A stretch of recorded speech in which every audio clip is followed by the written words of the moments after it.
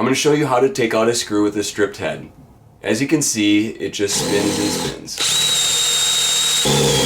So what you're going to do is take a rubber band and put it in between the screw and the drill bit.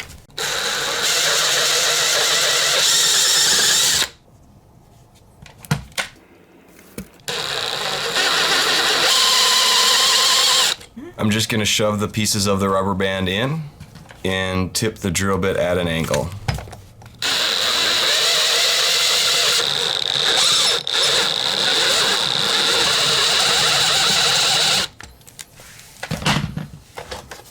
Ooh, that's hot.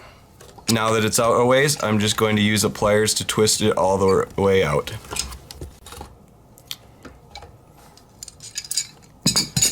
There we go. Make sure to subscribe and watch more Minnesota Cold and how-to videos of ours.